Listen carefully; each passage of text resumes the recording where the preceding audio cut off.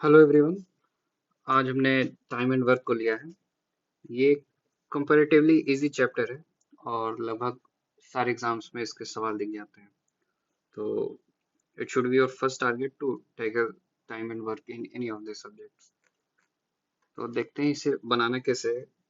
हम लगभग काफी क्वेश्चन करेंगे, 10 के आसपास। और सारे क्वेश्चंस में आप देखेंगे कि हम लोग सेम ही प्रोसीजर फॉलो कर रहे हैं।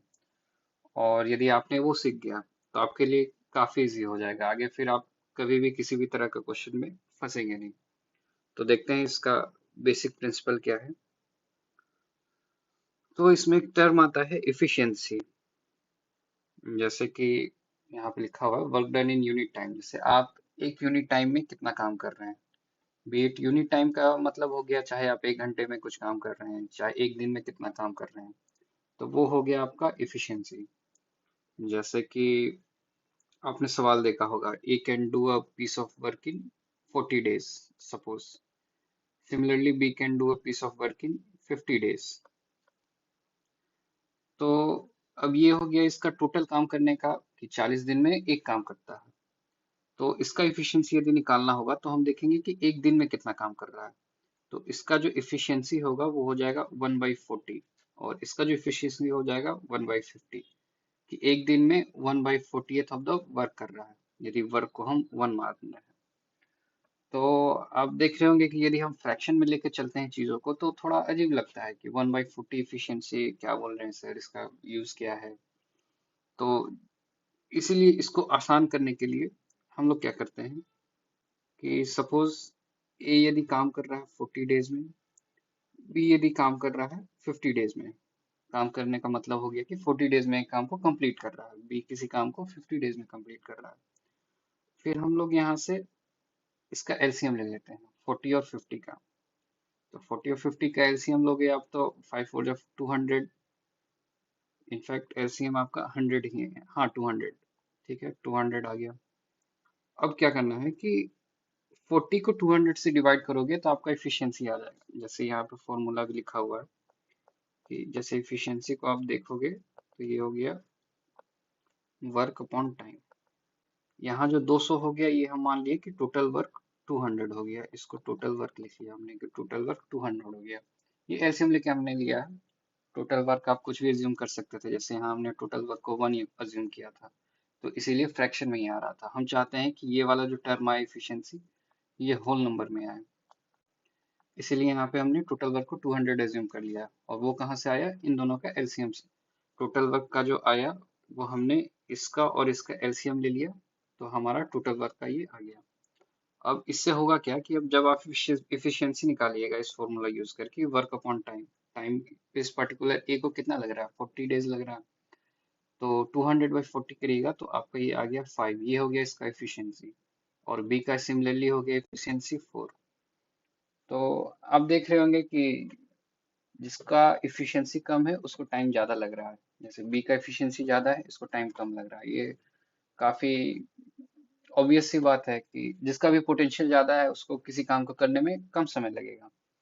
तो आप इससे एक चीज ये रख सकते हो कि जो आपका टाइम है वो इनवर्सली प्रोपोर्शनल है इफिशियंसी के। ठीक है, इसको मैंने आगे लिख भी दिया है। जैसे कि ये वाला सवाल आप देखो, the rate of working of A and B are in ratio 3:4। 3:4 rate of working का मतलब हो गया कि आपका इफिशियंसी दिया हुआ है। तो इफिशियंसी यदि 3:4 दिया हुआ है तो find the ratio of number of days taken by, मतलब टाइम पूछ रहा है। तो अभी हमने पढ़ा था कि efficiency is inversely proportional to time.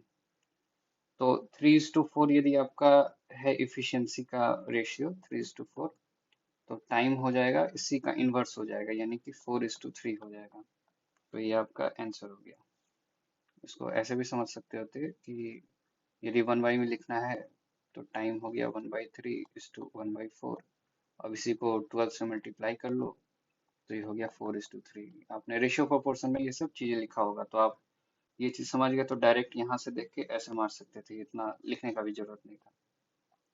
तो ये आपने देख लिया कि टाइम से जैसे अब इस क्वेश्चन में वापस आते हैं कि ए 40 डेज में काम कर रहा है, बी 50 डेज में काम कर रहा है। तो हमने एज्यूम कर लिया 200 वर्क है, एक काम 40 दिन में कर रहा है। एक काम एक दिन में 5 काम हो रहा है। इसका इफिशिएंसी का मतलब ये हो गया कि एक दिन में 5 काम कर रहा है ये।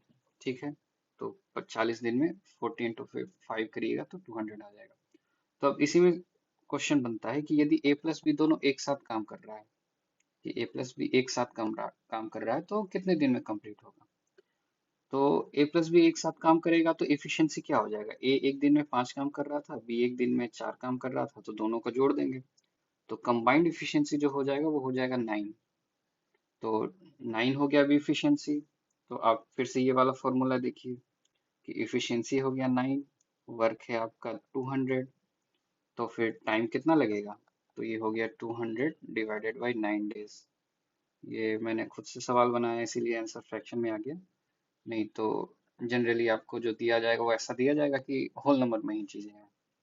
तो अभी अब बस यही चीज करना है कि डेज जो दिया हुआ है उससे एलसीएम निकाल के टोटल वर्क करना है। टोटल वर्क के बाद आपको एफिशिएंसी लिखना है, फिर एफिशिएंसी से फिर आप फाइनल अब जो भी कह रहा है क्वेश्चन के हिसाब से आप फिर अपना टाइम निकाल सकते हैं। तो अब ये चीज हुआ, आपको समझ में नहीं आया होगा तो एक बार फिर से देख लीजिएगा, ऑल्दो हमको लगता है कि समझ आ गया होगा आपको। बाकी अभी अब क्वेश्चन करते हैं डायरेक्ट, बस यही है टाइम एंड वर्क में बेसिकली यही है। अब इसी के ऊपर आपका सवाल अलग अलग तरह से अमेंड किया जाता है और उसी को मुश्किल बनाया जाता है, लेकिन आप यदि ये बेसिक चीज सीख गए तो आप उसको ट्रेवर्स करके निकल जाइएगा, आप नहीं फंसेगा उसमें। जैसे ये सवाल देखिए, Abhishek can do a piece of work in 48 days, तो ए से अभिषेक लिख दिया, इसका हम लिख दिया 48 डेज में काम कर रहा है। And Tushar can do the same piece of work in 32 days, Tushar का हो गया 32। In how many days will Abhishek and Tushar, अच्छा ये तो सेम क्वेश्चन हो गया, तो आपको बस यहाँ से फिर एलसीएम लेना है। 48 और 32 का एलसीएम लीजिएगा तो 96 आ जाएगा एलसीएम आई थिंक। यहाँ से डिवाइड करने पे 3 आएगा और इसको डिवाइड करने पे 2 आएगा, तो ये हो गया आपका एफिशिएंसी आ गया। पूछ रहा है दोनों मिल के, अभिषेक प्लस तुषार, दोनों का एफिशिएंसी हो गया 5, तो टाइम लगेगा 96/5। ये हो गया आंसर। अब इसी को लिख लीजिए आप, 4 1995 होल 1/2, ये हो गया आपका आंसर। फिर अब ये क्वेश्चन देखिए, Ravi can do a piece of work in 50 days. आप हमेशा इसको ऐसे ले सकते हैं, सीधे आर लिखिए 15, Mayank 25, if they work together in how many days will able to do. अच्छा 80% ऑफ द वर्क, यहाँ ध्यान दीजिएगा, यहाँ 80% पूछ रहा है, टोटल वर्क नहीं पूछ रहा है। तो कोई बात नहीं, जो हमारा प्रोसेस है उसको फॉलो करते हैं कि पहले एलसीएम निकालेंगे, 15 और 25 का एलसीएम निकाल लेंगे। ऐसे तो 150 आ जाना चाहिए, 150।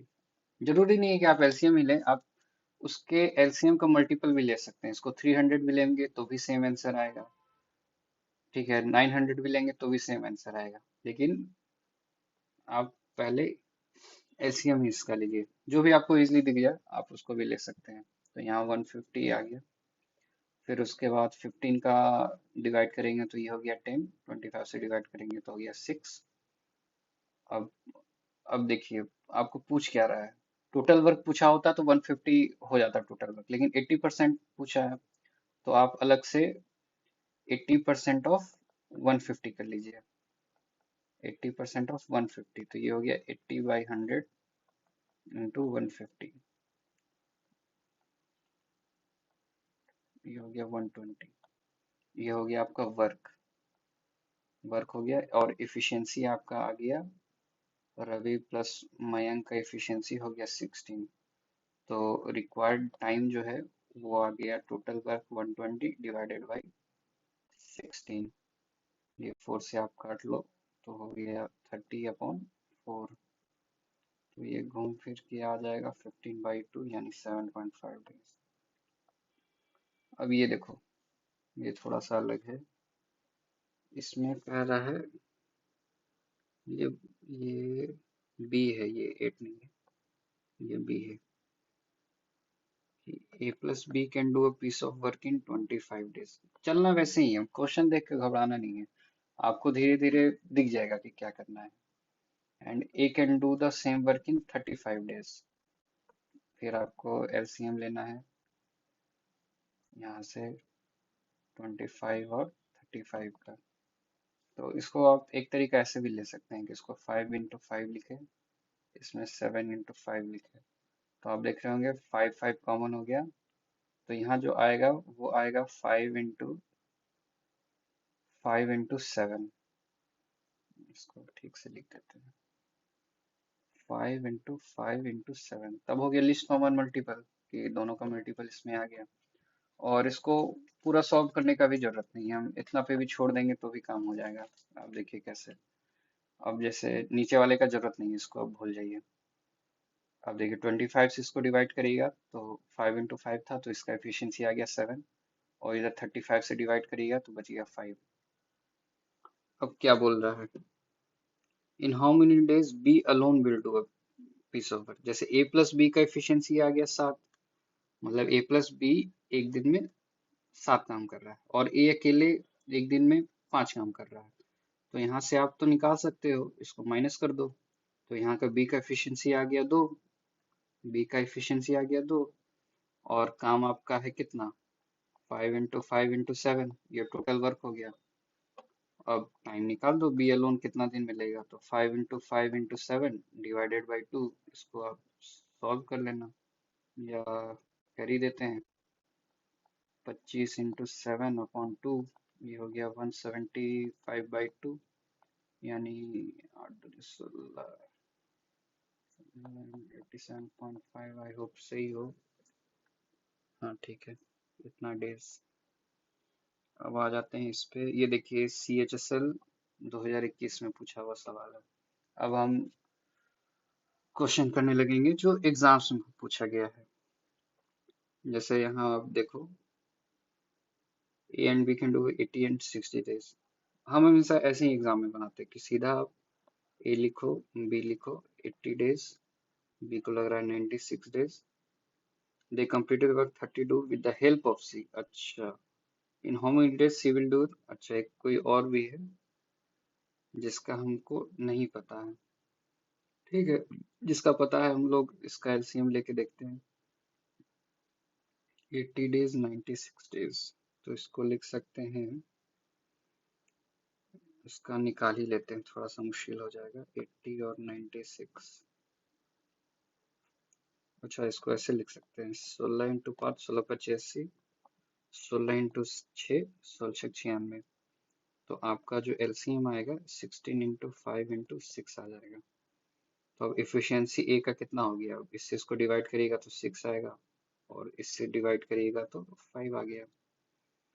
तो ए प्लस बी यदि एक साथ काम करता, ठीक है, इसका दोनों का इफिशियंसी आ गया। अच्छा, अब इसको ऐसे देख लो कि टोटल टाइम कितना लग रहा है, टोटल टाइम लग रहा है 32 days। टोटल वर्क अपना है, अ, लिख लेते हैं फ्रैक्शन में, इसको मल्टीपल में लिख लेते हैं, 16 into 6 into 5। सॉल्व नहीं करते हैं, अपना टाइम ही जाएगा, उसका जरूरत नहीं पड़ेगा।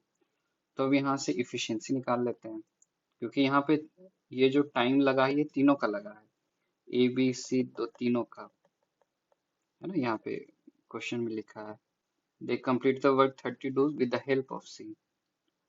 तो यहाँ पे ए प्लस बी सी तीनों है, तो इफिशियंसी तीनों का आएगा यहाँ से। तो इफिशियंसी के लिए 16 into 6 into 5, total work upon total time कर दिया, 16 दूनी 32, 2 से कट गया 3, आपका आ गया 5 या 15।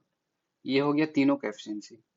और दो का एफिशिएंसी हमको पता है 6 और 5 है, तो सी का एफिशिएंसी यहाँ से कितना हो गया, 15 - 6 + 5 कर दिया आपने, तो ये 6 × 5 = 11, यहाँ से एफिशिएंसी इसका 4 आ गया। तो पूछा क्या है कि how many days will C take to complete the entire work.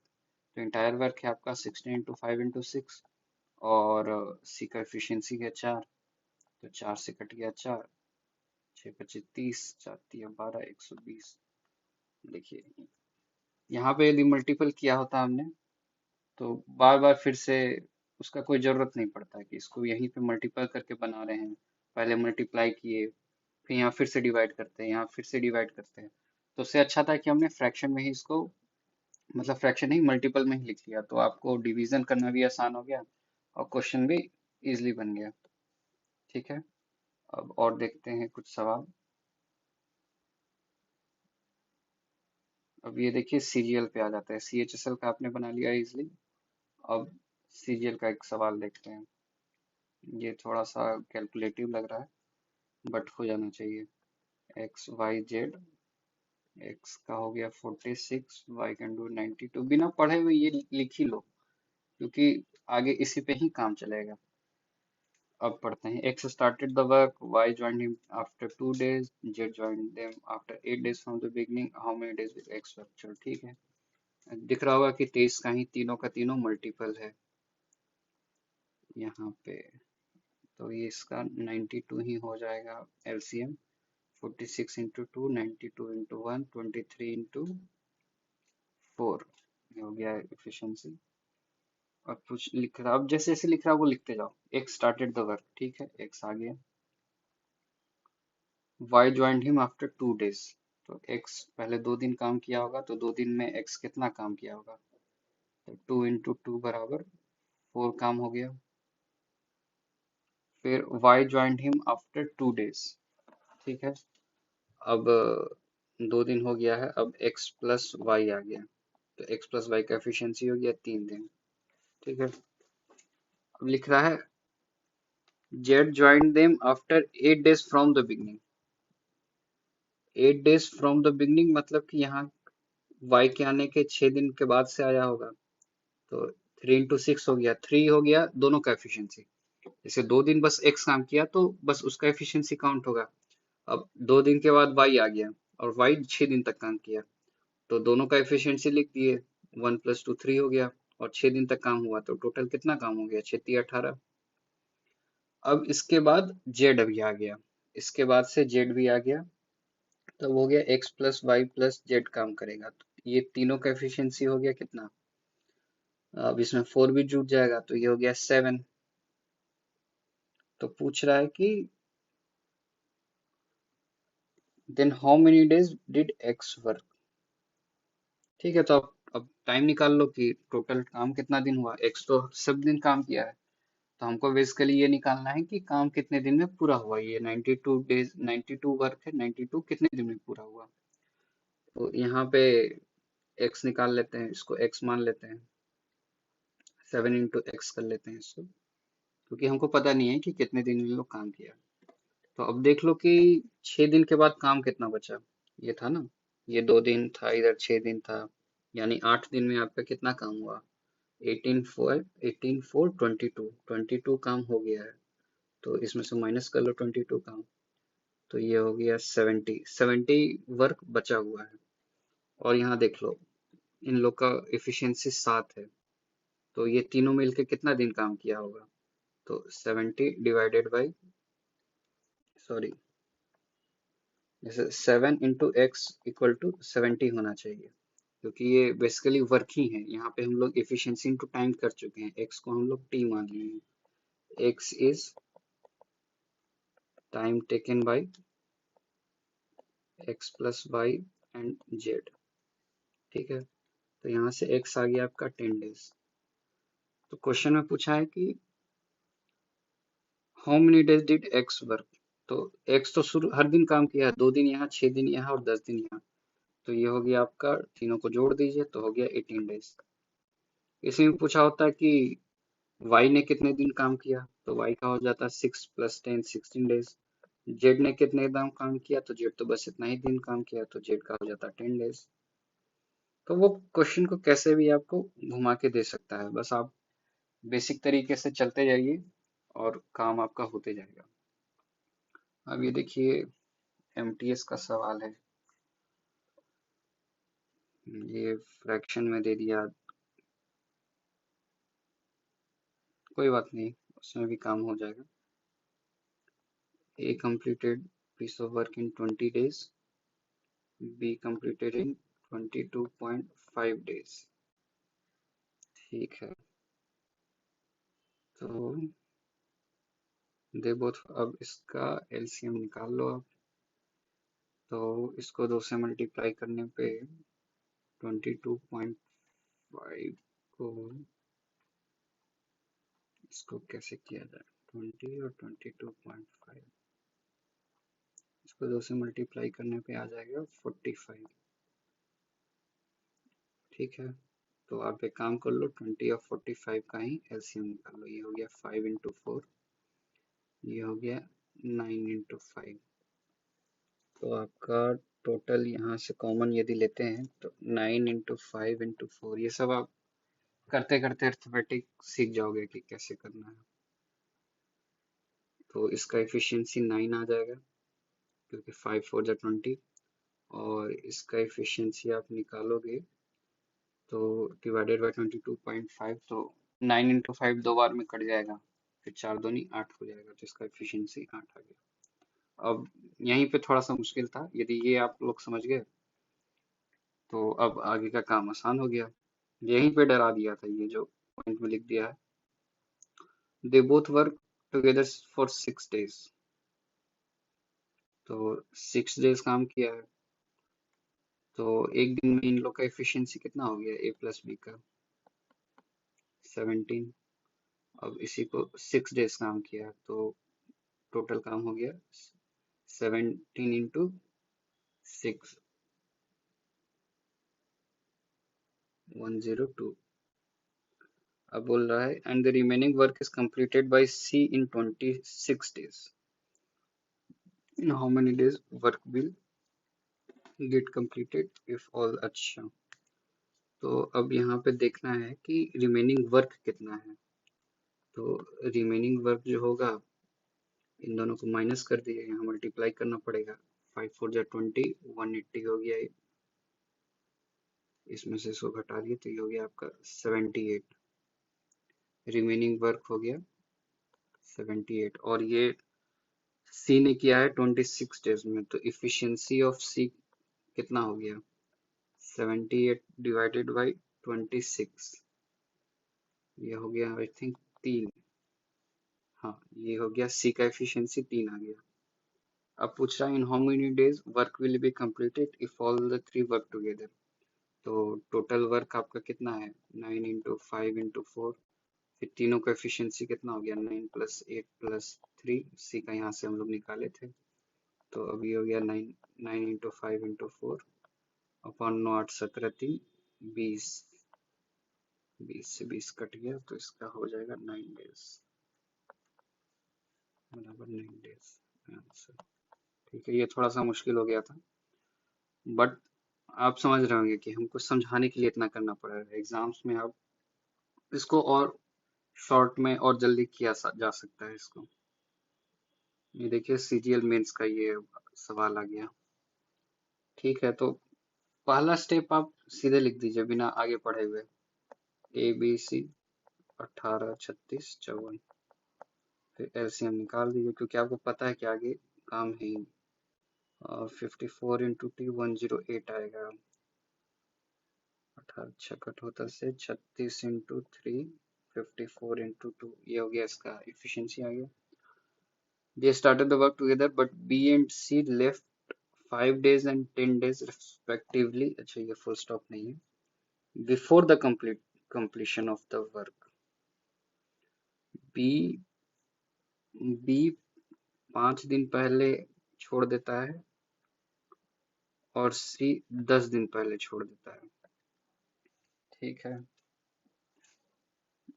तो ठीक है, तो हम लोग को ये पता चल गया कि C 10 दिन पहले छोड़ा है। अच्छा, तो पहले जैसे ए भी काम कर रहा है, बी भी काम कर रहा है, सी भी काम कर रहा है, तो मान लो कंप्लीशन हो गया वर्क का, उसके 5 दिन पहले तक, 5 days पहले तक बी काम कर रहा था और सी 10 दिन पहले तक काम कर रहा था। तो 10 दिन के पहले तक तो ए प्लस बी प्लस सी सारे काम कर रहे होंगे, और 5 दिन तक ए प्लस बी काम किया होगा इसके बाद, और 5 दिन कंप्लीटली ए काम किया होगा।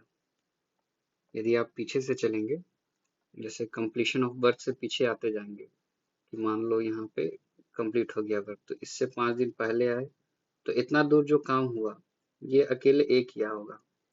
फिर उसके बाद जो सेकंड स्टॉप है आपका, इसमें ए प्लस बी किया होगा 5 दिन तक, और उसके 5 दिन पहले तक ए प्लस बी प्लस सी तीनों कर रहा होगा। ठीक है, तो ए काम किया है, लास्ट के 5 दिन ए अकेले काम किया है,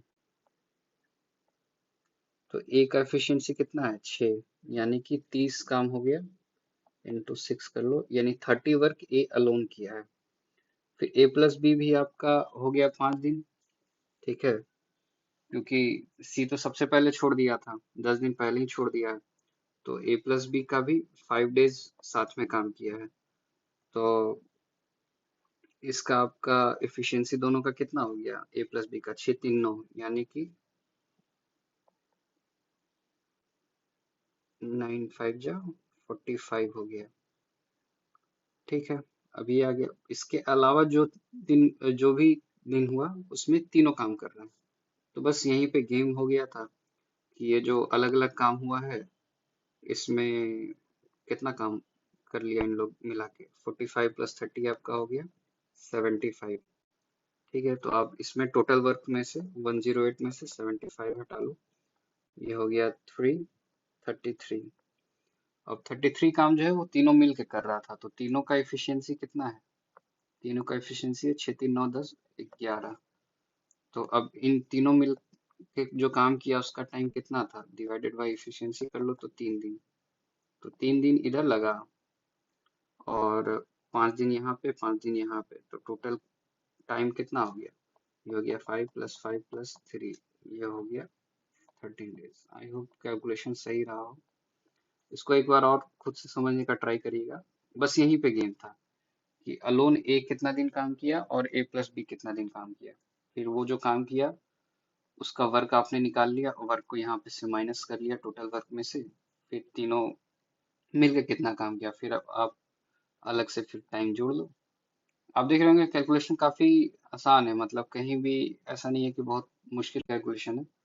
बस क्वेश्चन को जैसे भी घुमाया जा रहा है आपको वो समझना है, आप वो समझ गए, फिर वही है सब चीज में हम लोग वही सेम चीज कर रहे हैं कि एलसीएम निकाल लिए, उसके बाद इफिशिएंसी निकाल लिए, फिर जैसे जैसे क्वेश्चन घुमा रहा है उतना तो आपको करना ही पड़ेगा, वही चीज है। अब एक शायद ये लास्ट सवाल है, ये यूपीएससी सीसेट का है, ये 2023 का सीसेट का है, जो कि considered one of the most difficult paper of UPSC CSAT. इसमें कई लोगों का सीसेट में अटक गया था। तो ये देखिए है तो वर्क एंड टाइम से, लेकिन ये काफी मुश्किल हो गया क्योंकि ये स्टेटमेंट वाइज क्वेश्चन बना दिया था इन्होंने। इसमें आप सॉल्व करो, आपका कुछ भी आएगा ना, तो आपका आंसर दिख जाएगा यहाँ पे, चाहे आपका ये गलत हो, ये गलत हो, दोनों गलत हो, दोनों सही हो, सारा मैच कर रहा है। तो आपको एग्जाम में पता नहीं चलेगा कि आपने सही बनाया कि गलत बनाया। जैसे इस तरह के क्वेश्चन में फिर भी आपके पास ऑप्शन होता है, आपने गलत बनाया, ऑप्शन नहीं मैच करेगा यहाँ पे, यहाँ पे ऑप्शन आप सकते हैं। लेकिन जहाँ भी स्टेटमेंट वाइज क्वेश्चन आ गया, आप कुछ भी बना दो, सब मैच कर जाएगा, इसीलिए इस तरह के क्वेश्चन डिफिकल्ट हो जाता है। और आपका यदि कंसेप्चुअल अंडरस्टैंडिंग नहीं है, आप क्वेश्चन देख के ही छोड़ दोगे कि भाई बहुत बड़ा क्वेश्चन है, ये कैसे बनेगा। बट इसको हम ट्राई करते हैं, जो बेसिक हम लोग अभी सीखे हैं उसी से चलेंगे, आप देखिएगा कितना इजीली बन जाएगा। ये वाला पेपर मैंने भी दिया था, ऑल्दो एग्जाम में मेरा गड़बड़ हो गया था, क्योंकि हम थोड़ा सा ओवर कॉन्फिडेंस में थे उस टाइम पे। तो अब थोड़ा सा काम माइंड से यहाँ पे चलते हैं। A B C working together 8 16 and 12, ऐसे हम कहेंगे, पॉज करके एक बार आप खुद ट्राई करिए इसको, उसके बाद मेरा वाला वीडियो देखिएगा। पहले खुद ट्राई करिए, बहुत मुश्किल नहीं है, थोड़ा सा एक्स्ट्रा पड़ेगा आपको, बट डुएबल है। आई होप आपने ट्राई कर लिया होगा। अब इसको आगे देखते हैं, सेम मेथड से चलेंगे। ए बी सी, ए का है 8, 16, 12, यहाँ से एलसीएम लिए 48 आया, 8 6 48, बसती है 48 12 ये कह रहे होंगे कैसा को याद है, याद नहीं है, बट करते करते आपको दिख जाएगा कि एलसीएम कैसे निकालना होता है। जो भी बड़ा है उसका मल्टीप्लाई करते जाइए, 16 × 32, आप देख सकते हैं 32 12 से नहीं डिवाइड हुआ, फिर और आगे गए 48, 48 दिख गया कि डिवाइड हो रहा है, तो आ गया एलसीएम। तो ओवर द टाइम आपको ये सब इजी हो जाएगा। फिर है A alone works on Monday, B alone works on Tuesday, C alone works on Wednesday. ठीक है, एक दिन में एक ही बंदा काम कर रहा है। फिर ए alone works on Thursday and so on. अच्छा, एक एक दिन तीनों काम कर रहे हैं और वो कंटिन्यू होते चला जाएगा। तो स्टार्ट हो रहा है मंडे से। ठीक है, तो ए काम किया पहला दिन, यानी मंडे को ए काम किया, तो ए का एफिशिएंसी है 6। फिर अगला दिन बी काम किया, बी का एफिशिएंसी हो गया 3, ये एफिशिएंसी काउंट कर रहा है। फिर सी काम किया मंडे ट्यूसडे वेडनेसडे को, इसका एफिशिएंसी 4। मंडे ट्यूसडे वेडनेसडे, यानी कि 3 दिन में आपका कितना काम हो रहा है, क्योंकि साइकिल यही रिपीट होगा, तो हम देख ले रहे हैं कि 3 दिन में काम कितना हो रहा है। तो 3 दिन में आपका टोटल वर्क कितना हो गया, 6 4 10 दिन 13, 13 वर्क आपका 3 दिन में हो रहा है। वर्क को जाना कहाँ तक है, 48 तक। तो आप इसको मल्टीप्लाई करके देखो, इसके जो पहले आएगा वहां पे रुकना है। जैसे कि 13 2 जा 26, 13 3 जा 39, 13 4 जा 52, तो 52 तो ज्यादा हो गया, 48 तक ही जाना है। तो इसको 3 से मल्टीप्लाई कर लेते हैं, 13 3 जा 39। तो डेज वाइज कितना हो गया, 9 डेज की 9, इसका मतलब हो गया कि 9 डेज में आपका 39 काम हुआ है। फिर 10th डे में कितना काम होगा, 10th डे में कौन काम करेगा, फिर से एम ए आ जाएगा, है ना, ये साइकिल चल रहा है, एबीसी एबीसी एबीसी एबीसी ऐसे काम हो रहा है। तो 9 डे तक 6, 9th डे पे सी काम किया होगा, तो फिर से ए काम करेगा, तो 10th डे पे ए काम किया है, तो इसका एफिशिएंसी कितना है, 6। तो इसमें +6 हो जाएगा, तो इसमें +6 करो तो हो गया 45। देखो अभी 3 काम और बाकी है। तो फिर 11th डे आ गया, 11th डे पे फिर कौन काम करेगा, बी, बी का एफिशिएंसी 3, तो +3 करो, तो 45 +3 48, तो ये आपका काम पूरा हो गया। यानी कि 11 डे लगेगा आपको काम पूरा करने में। अब चलो देखो स्टेटमेंट क्या क्या दिया है। The work will be finished on Thursday. ठीक है, अब ये चेक कर लेते हैं। 11th डे पे खत्म हुआ है। ठीक है, पहला दिन कौन सा था, ये काम किया था मंडे को। तो अब यहाँ पे थोड़ा सा अलग, यहाँ पे अब कैलेंडर का रूल आपको पता होगा कि 7 दिन में डेज रिपीट होता है। ठीक है, तो 7th डे पे फिर से मंडे रहा होगा, फिर 8th डे पे ट्यूसडे, 9th डे पे वेडनेसडे, 10th डे पे थर्सडे। क्वेश्चन में क्या कर रहा है, थर्सडे को फिनिश हुआ, सही बात है। The work will finished in 10 days. यहाँ हम लोग कैलकुलेट किए हैं, नहीं भाई 10th डे पे तो 45 वर्क ही हुआ है, हम लोग का वर्क टोटल 48 है, तो 11th डे पे 48 हुआ है, तो ये स्टेटमेंट गलत हो गया, तो आपका आंसर 1 होगा। ठीक है, अब I hope work and time and work का आपका क्वेश्चन छूटेगा ही नहीं, अब आप कर लेंगे। और एक बोनस क्वेश्चन है, बोनस क्वेश्चन नहीं है, ये बोनस कंसेप्ट है कि जो भी टाइम एंड वर्क का हम लोग ऊपर में काम किए हैं, सेम सेम का सेम कंसेप्ट लगता है पाइप्स एंड सिस्टम्स में। पाइप्स वाले जो क्वेश्चन आते हैं कि एक पाइप है वो 4 घंटे में टंकी को भर सकता है, दूसरा है 6 घंटे में भर सकता है, तो दोनों मिलकर कितने देर में भरेगा, सेम चीज है। कोई 4 घंटे में भर सकता है, कोई 6 घंटे में भर सकता है। आप फिर उसका एलसीएम लेंगे, 12 काम मान लेंगे, इसका एफिशिएंसी 3, इसका एफिशिएंसी 2, दोनों मिलके 12/5 टाइम में भर सकता है। फिर इसमें बस एक एक्स्ट्रा कंसेप्ट ये है कि एक पाइप होता है जो, जैसे अब आपका ये टैंक है, तो एक पाइप हो गया जो पानी फिल कर रहा है, तो उसमें बोलेगा कि एक और पाइप है जो पानी को बाहर निकाल रहा है। तो अब दोनों को यदि चालू कर दिए तो टैंक कितने देर में फिल करेगा। ठीक है, जैसे ये वाला आपका सवाल है, A can fill a tank in 20 minutes, another pipe can empty a tank in 30 minutes if both are open alternatively। ये अल्टरनेटिवली हटा दो। ठीक है, क्वेश्चन इजी करने के लिए हम बोल रहे हैं। ठीक है, how long will take to fill the tank, तो इसमें हो गया 20 30, ए हो गया बी हो गया, दोनों का एफिशिएंसी मान लेंगे 60, मान लिया एलसीएम, तो इसका हो गया 3, इसका हो गया 2। तो जो पाइप एम्प्टी कर रहा है उसका एफिशिएंसी हम लोग नेगेटिव लेते हैं, ये ऑब्वियस भी है, ये काम बिगाड़ रहा है, भरने की जगह खाली कर रहा है, तो इसका एफिशिएंसी नेगेटिव लेते हैं। तो यदि क्वेश्चन ऐसा रहता कि A can fill a pipe in 20 minutes, another can empty a tank 30 minutes, both are open, alternatively हटा दो। How long it take to fill the tank. हम लोग कंसिडर कर रहे हैं कि टैंक एम्प्टी है स्टार्टिंग में। तो ए प्लस बी का एफिशिएंसी हो गया 3 - 2 1। टोटल टंकी का काम कितना है 60। तो यहाँ पे हो जाएगा टाइम आपका हो जाएगा 60/1, यानी कि इसको लग जाएगा 60 मिनट। ठीक है, तो इसी के साथ आज क्लास कंक्लूड करते हैं, काफी लंबा भी हो गया। आई होप आपको पसंद आया होगा, चीज समझ आई होंगी और थोड़ा बहुत हेल्पफुल रहा होगा। चलिए ठीक है। इसमें एक कॉन्सेप्ट और बच जाता है चेन रूल का, वो कभी आगे बता देंगे, वो भी इजी चीज है। ठीक है, थैंक यू।